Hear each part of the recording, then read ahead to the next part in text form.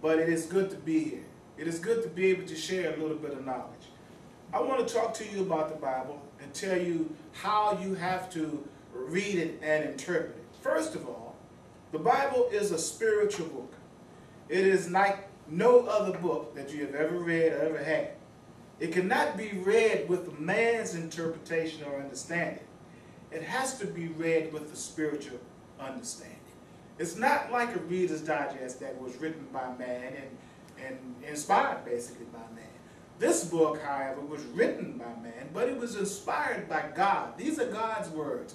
These words have a lot of meaning, they have a lot of life in it, and you have to get into a spiritual situation. The words are the same words that you might find in other books, but they have a completely different meaning. It is very important that you understand that. It's a good idea to say a little prayer before you even pick the Bible up. Ask God to help you with that. One way that we can get that, in the Bible, it tells us how to get there.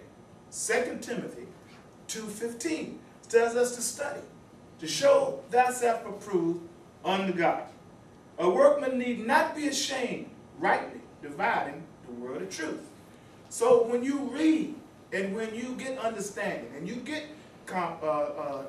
comprehension and revelation, you do not have to be ashamed when you share that word, because you are rightly sharing the word, rightly dividing the word of God. Because that's what it tells us, 2 Timothy 2:15. Now, whenever you study to show thyself approved, God will give you understanding. He will give you comprehension. And on everything that you read. The reason why I said this is because I want to point out a very important part of the Bible to you. Starting in Genesis, because it is impossible for you to start in the middle or any other part of the Bible or any other book as far as that part is concerned. I always say that it is impossible for you to go to college until you graduate from high school. So therefore, you have to start at the beginning of this book. That's Genesis. And then you go through it. And then you listen to God, what He wants you to study, what He wants you to share, what He will put into your heart. That's how you have to do it. It's spiritual. Don't forget, it is not taken literally. These words are not literal words. They are spiritual words. God is spirit. These are His words. Please, please, please remember that. Let us go to Genesis, the first chapter, the first verse, the first sentence, the first 5 words. Extremely important. Extremely important. Why? Because it's going to give us a time that says, in the beginning. 3 very important words. It was not yesterday. It was not year before last. It was not 10 years ago. It was in the beginning. This is the Bible. This is a spiritual word. It means what it says. This is not a parable. It was in the beginning. The word "the" expressing the fact that it's the one and only. For instance, when the President of the United States is introduced to when he's speaking, they say, ladies and gentlemen, the President of the United States. That means there's only one president. In the beginning, it was only one beginning. In the beginning, what? Don't forget to ask a question. Don't be afraid to ask a question. In the beginning, what? In the beginning, God. Now, God is on the scene. He's the star of the show. He's letting you know that He is there. It's not an angel. It's not another being. It's not another spirit. It's God. In the beginning, God. What did God do? God created. That's what He did. In the beginning, God created the heaven and the earth. Now, if you read on, you will notice that it didn't say anything about the heaven being void and without form. But the earth was void and without form. God went to work. He started to create. How do you create? You create with your mind. This is not making anything. God did not make anything at this particular time. He started to create. The very first thing that God did was to create. The next thing that God did, since the earth was void and without form, He started speaking things into existence. Then He started separating things. Then He started making things, until we get to verse 21 where God created whales. Now this is very important. I want you to study on this and understand what I'm trying to tell you here, perhaps what God is trying to tell you right here. God created whales. But if you read that verse, the 21st verse, you will see that God did not make a whale. Now that's interesting. It's interesting to me, and I hope you find it interesting. Why? Because don't forget now, I told you that this is a spiritual book. It has spiritual words. They do not mean the same thing as a regular word that man writes ordinarily. God created the whale. And then the water brought forth the whale.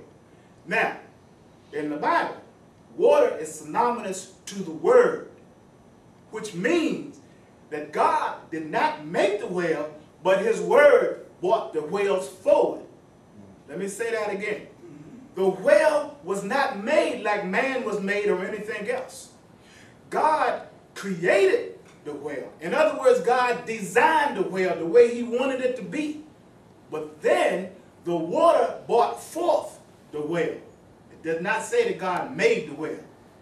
The water is synonymous to the word. When you see water in the Bible, a lot of the times, not all the times, but a lot of the times, it means the word. Like for instance, people always say that God, Jesus, walked on the water. He didn't walk on the water, but this is just a way of explaining things to man so that man can understand it. The word water is synonymous to the word. Jesus walked on the word. Nobody in this world can walk on water. Not even Jesus when he was here, because he had a human body. Human body cannot walk on water. But you can walk on the word. Now I hope you understand that. I don't want to stay on it too long. It's a little tricky here. As I said, you have to understand what is spiritual is spiritual, what is human is human. Verse 26, Genesis.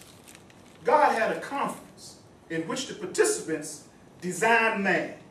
What do I mean?